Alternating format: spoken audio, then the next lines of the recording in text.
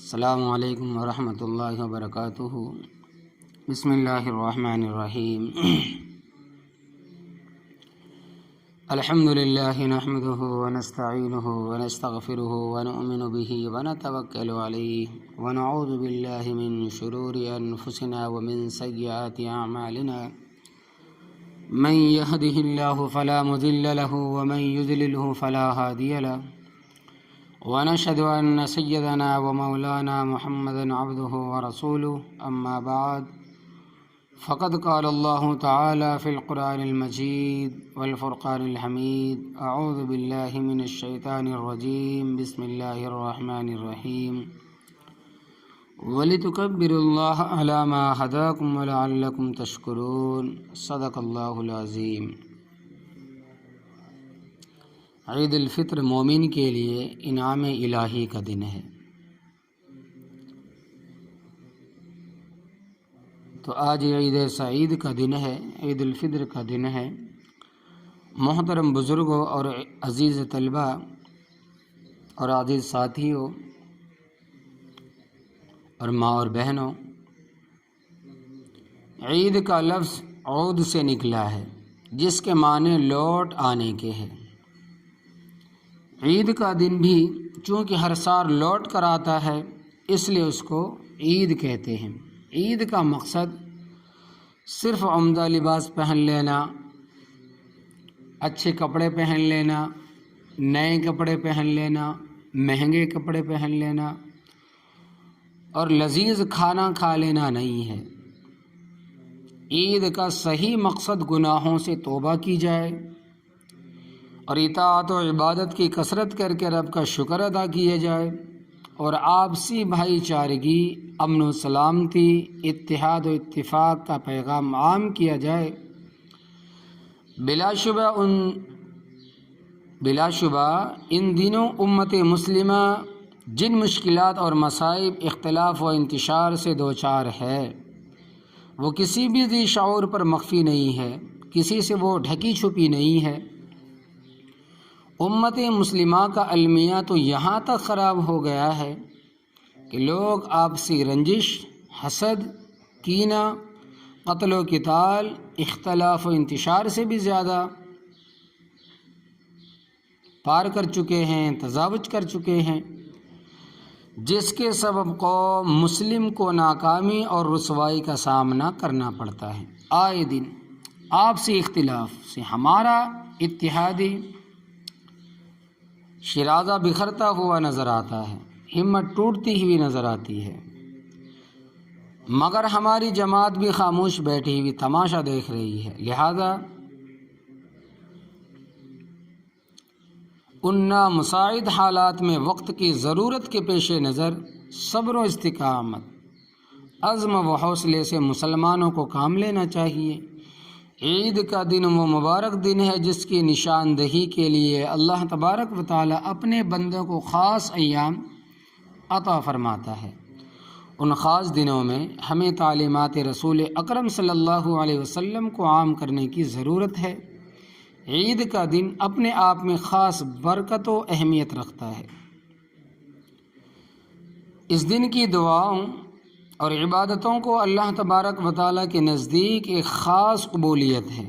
عید کے دن ایک جشن مسرت ہوتا ہے، خوشی ہوتی ہے، دل مسرور ہوتا ہے، تو اس جشن کے لیے ہمیں ممنون اسلام ہونا چاہیے، یعنی اسلام کا شکر کرنا چاہیے، اللہ تبارک و تعالیٰ کا شکر کرنا چاہیے کہ اس نے ہمیں یہ جشن عنایت کیا۔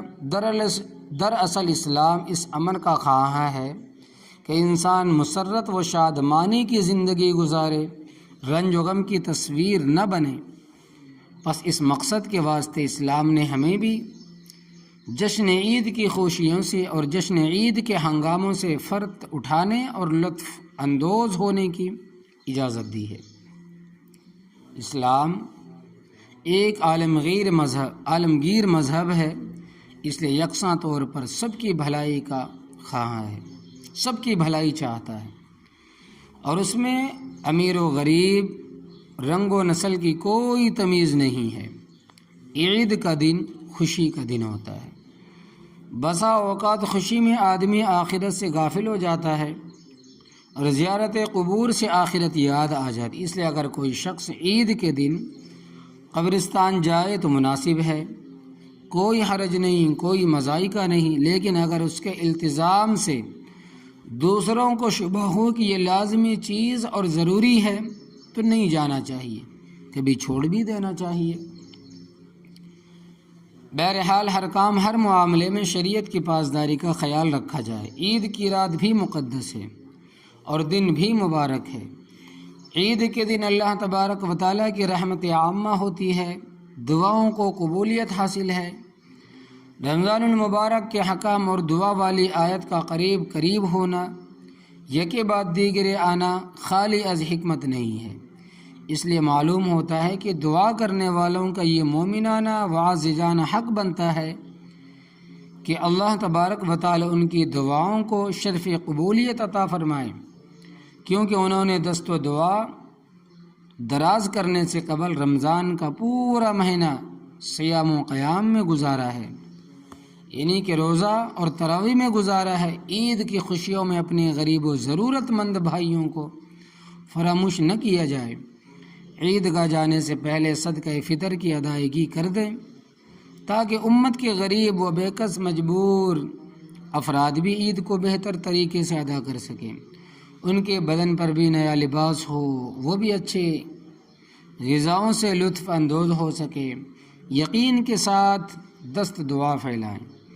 اس لیے اللہ تبارک و تعالیٰ انہی بندوں کی دعا کو قبول فرماتے ہیں جن کے دل اللہ تبارک و تعالیٰ سے لو لگائے ہوئے ہوں اور قلب و یقین سے بھرا ہوا ہو.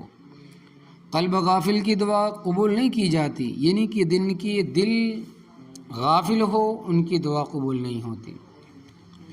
عید الفطر کی رات جسے ہم لیلۃ الجائزہ کہتے ہیں، حضرت عبداللہ ابن عباس رضی اللہ تعالیٰ عنہ کی روایت ہے کہ نبی کریم صلی اللہ علیہ وسلم نے فرمایا کہ جب عید الفطر کی رات ہوتی ہے تو اس کا نام آسمانوں پر لیلۃ الجائزہ انعام کی رات سے لیا جاتا ہے، اور جب عید کی صبح ہوتی ہے تو حق تعالی شانہ فرشتوں کو زمین پر تمام شہروں میں بھیجتے ہیں کہ زمین پر اتر کر تمام گلیوں چوراستوں کے سروں پر کھڑے ہو جاتے ہیں اور ایسی آواز دیتے ہیں کہ جسے انسان اور جنات کے سوا ہر مخلوق سنتی ہے. کہتے ہیں کہ اے محمد کی امت، اے محمد صلی اللہ علیہ وسلم کی امت، اس کریم آقا کی بارگاہ کی طرف چلو جو بہت عطا فرمانے والا ہے اور بڑے بڑے قصوروں کو معاف کرنے والا ہے. تو جب لوگ عیدگاہ کی طرف نکلتے ہیں تو حق تعالی شانہ فرشتوں سے فرماتے ہیں کہ کیا بدلہ ہے اس مزدور کا جو اپنا کام پورا کر چکا ہو. تو فرشتے عرض کرتے ہیں کہ اے ہمارے معبود، اے ہمارے رب، اے ہمارے خالق و مالک، اس کا بدلہ یہی ہے کہ ان کی مزدوری پوری دے دی جائے. تو حق تعالی شانہ فرماتے ہیں کہ اے فرشتو، میں تمہیں گواہ بناتا ہوں، میں ان کو رمضان کے روزوں، تراویح کے بدلے میں اپنی رضا، میں نے ان کی مغفرت عطا فرما دی. اور بندوں سے خطاب کر کے ارشاد ہوتا ہے، میرے بندو مجھ سے مانگو، میری عزت کی قسم، میرے جلال و رفع و شان کی قسم، آج کے اس اجتماع میں اپنی آخرت کے بارے میں سوال کرو گے عطا کروں گا، اور دنیا کے بارے میں جو سوال کرو گے اس میں تمہاری مصلحت پر نظر رکھوں گا.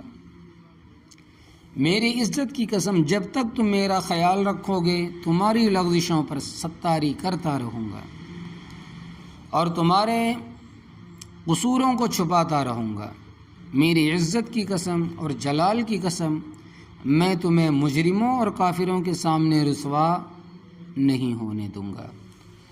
اللہ اکبر کبیرہ. تو محترم بزرگوں اور دوستو، اسلامی عیدوں کی اصل عید الفطر مسلمان عالم کا ایک نہایت عظیم الشان اور مقدس ترین تہوار ہے، یعنی خوشی کا دن ہے جو دنیا کے ہر خطے میں جہاں جہاں اہل ایمان مومن مسلمان رہتے ہیں ہر سال یکم شوال المکرم کو نہایت تسک و احتشام سے منایا جاتا ہے۔ یوں تو دنیا میں جتنی دیگر قومیں ہیں اپنے اپنے مذہبی تہوار عید کے دن بڑی شان و شوکت سے مناتی ہے، لیکن جس طرح اللہ رب العزت نے اسلام کو دنیا کے تمام مذاہب پر فضیلت دی ہے، اسی طرح اس کے مذہبی عیدوں کو بھی دیگر قوموں کی عیدوں کے مذہبی تہواروں پر فضیلت اور برتری حاصل ہے۔ حقیقت یہ ہے کہ اسلامی عیدوں کی اصل اور بنیاد طہارت و نفس، ایثار و ہمدردی، پاکیزگی کا عمل، ایک دوسرے سے محبت و الفت کا اظہار، دوسروں کے لیے خیر خواہی کا جذبہ، آپسی اتحاد و اتفاق اور ملی اجتماعیت وحدت پر قائم ہے، جو پوری نوع انسانی کے لیے قابل تقلید نمونہ ہے۔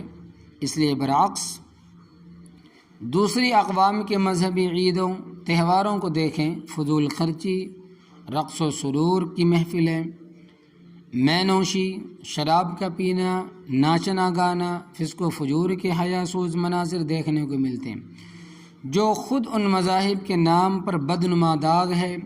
عید الفطر جو اہل اسلام کے لیے انعام الہی کا دن، یوم الشکر اور جشن مسرت ہے، اس کی اصل وجہ یہ ہے کہ آج سے 1400 سال پہلے جب نبی کریم صلی اللہ علیہ وسلم مکہ مکرمہ سے مدینہ منورہ ہجرت فرمائی، روزے سن 2 ہجری میں فرض کیے گئے۔ آپ صلی اللہ علیہ وسلم نے ہزاروں فرزاندان توحید و اسلام کے ساتھ روزے رکھے اور رمضان المبارک کی خصوصی عبادات کی۔ رمضان المبارک کے اختتام پر یکم شوال المکرم کو یوم تشکر یعنی روحانی جشن و مسرت و انبساط منایا۔ یہی دراصل عید الفطر ہے۔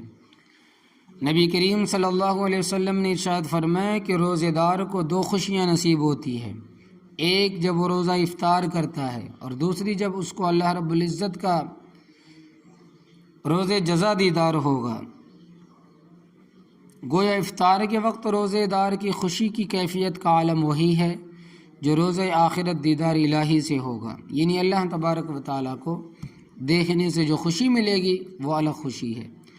لہذا جب عید الفطر کی خوشی و مسرت کا مبارک و مسعود دن ہے تو رمضان المبارک کے پورے روزے رکھنے پر عید کے دن ویسی ہی خوشی مسرت وہ ہوگی جس سے وہ روزے جزا اور دیدار الہی کے نتیجے میں سرفراز کیا جائے گا۔ روزہ اللہ تبارک و تعالیٰ کے لیے اور روزہ جزا اس کے دیدار کی خوشی اس کی جزا ہے۔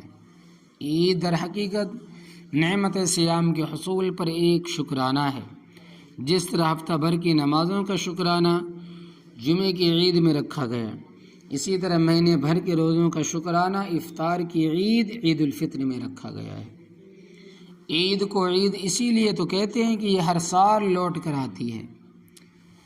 بندہ مومن کو خوشی و مسرت اور فرحت و شادمانی اس موقع پر جو حاصل ہوتی ہے، یہ کیفیت دوسرے موقع سے نہیں پائی جاتی۔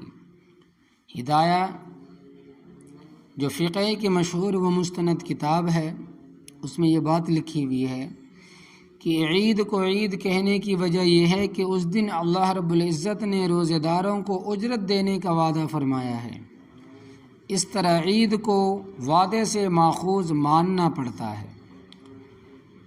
تو محترم بزرگوں دوستو، اللہ تبارک و تعالیٰ کے انعامات بھی دیکھیں۔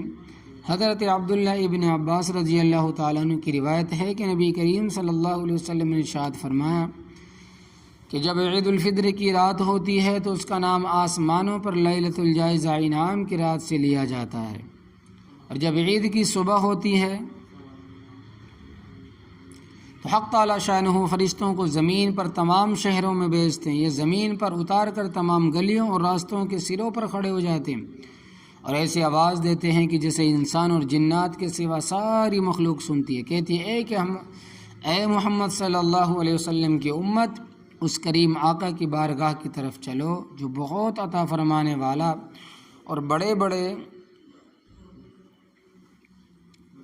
قصوروں کو معاف کرنے والا ہے۔ جب لوگ عیدگاہ کی طرف نکلتے ہیں تو حق تعالی شانہ فرشتوں سے فرماتے ہیں کیا بدلہ ہے اس مزدور کا جو اپنا کام پورا کر چکا ہو۔ فرشتے عرض کرتے ہیں کہ اے ہمارے پروردگار، اے ہمارے معبود، اے ہماری خالق و مالک، اس کا بدلہ یہ ہے کہ ان کی مزدوری پوری دے دی جائے۔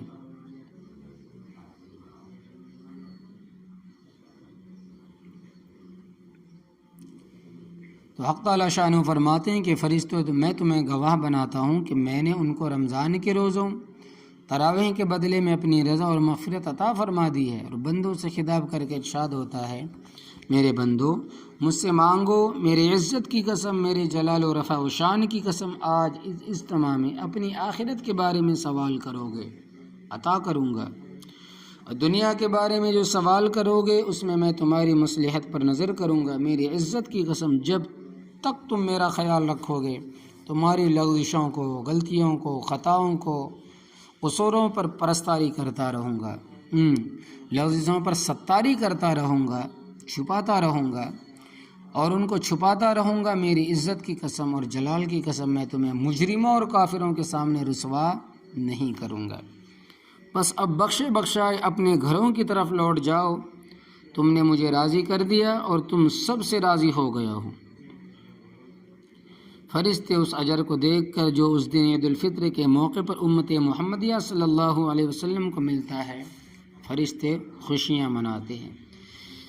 عید سعید کے دن مسلمانوں کے اجتماع کا یہ پیغام ہے، ہر مسلمان اپنے کردار و عمل سے اسلام کی سچائی، صداقت پر گواہی دے۔ ہر مسلمان عید کے بعد اپنی گزشتہ زندگی کا جائزہ لے، اس کا احتساب کرے اور آئندہ اپنی زندگی کی تعلیمات اسلامی کے مطابق گزارنے کا اللہ رب العزت سے سچا عہد کرے۔ ہم خلوص و دل، خلوص و نیت سے رمضان المبارک کی بے پناہ رحمتوں برکتوں سے فیضیاب ہونے کے بعد آج عید الفطر کی تقریب سعید کی سروح پر اس روح پرور ماحول میں خدائے ذوالجلال و بزرگ و برتر کے حضور اس بات کا دل سے اقرار کریں کہ آج سے ہمارا عمل اور ہمارا جو بھی قدم اٹھے گا وہ اسلام کی سربلندی اور ملی اتحاد و اتفاق کے لیے ہوگا۔ ہم دنیا میں حق کے عالم بردار اور باطل کو مٹانے والے بنیں گے۔ اللہ رب العزت ہمیں اس بات کی توفیق مرحمت فرمائے، آمین۔ اسی طرح محترم بزرگوں دوستوں، آج فجر کے بعد کوئی نفل نماز نہیں ہے۔ رمضان کا مقدس مہینہ گزر گیا۔ اللہ تبارک و تعالی نے اس مبارک مہینے میں ہمیں خیر کے کاموں، اعمال صالحہ، روزے، نماز اور تلاوت کی جو توفیق عطا فرمائی ہے، اس پر ہم کو اللہ تبارک و تعالی کا شکر بجا لانا چاہیے، اور جو کچھ کوتاہیاں ہوئی ہے اور یقیناً ہوں گی، ہمیں چاہیے کہ اللہ تبارک و تعالی کی بارگاہ میں توبہ کریں۔ اللہ تبارک و تعالی سے التجا ہے کہ ہمیں معاف فرمائیں۔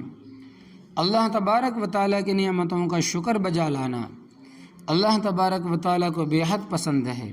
اس پر قرآن مجید میں نعمتوں میں زیادہ کرنے کا وعدہ بھی فرمایا گیا، یہ فرمایا کہ لئن شکرتم لازیدنکم ولئن کفرتم ان عذابی لشدید۔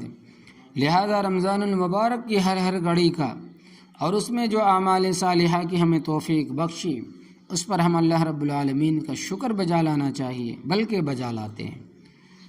رمضان المبارک کا مہینہ گزرنے کے بعد آج شوال المکرم کا پہلا دن اور پہلی تاریخ ہے، اور یہ مسلمانوں کو اللہ تبارک و تعالی اس کے رسول صلی اللہ علیہ وسلم کی طرف سے عطا فرمودہ دو عیدوں کے دنوں میں سے ایک دن ہے۔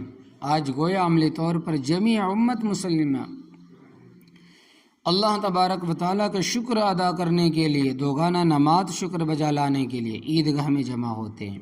اس لیے آج فجر کی نماز کے بعد کوئی نفل نماز درست نہیں ہوتی، حتیٰ کہ طلوع آفتاب کے بعد اشراق کی جو دو رکعت ادا کی جاتی ہے وہ معاف ہے۔ اور جو مسلمان ہمیشہ اشراق کی نماز پڑھا کرتے تھے، آج وہ اشراق کی نماز پڑھے بغیر اس کا اجر و ثواب پائیں گے۔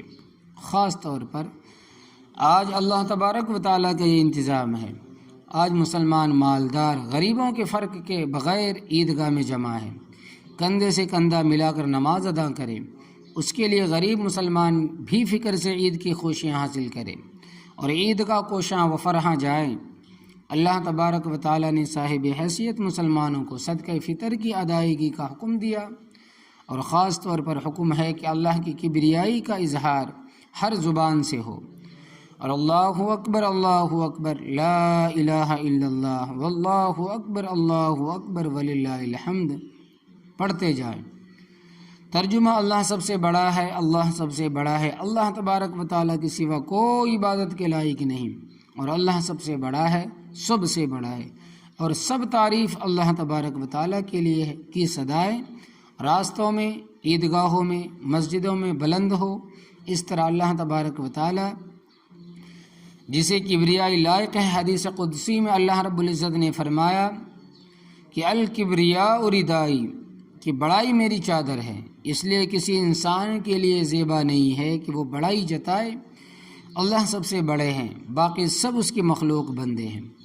قرآن مجید کی سورہ اخلاص میں فرمایا گیا اللہ احد اللہ الصمد لم یلد ولم یولد ولم یکن لہ کفوا احد۔ اللہ ایک ہے، اللہ بے نیاز ہے، وہ نہ کسی کی اولاد ہے نہ اس کے کوئی اولاد ہے، اور اس کا کوئی شریک و ساجی نہیں ہے۔ اللہ الصمد کا مطلب یہ ہے کہ وہ ذات جس کی ساری مخلوق محتاج ہے، وہ کسی کا اپنے کسی بھی کام میں محتاج نہیں۔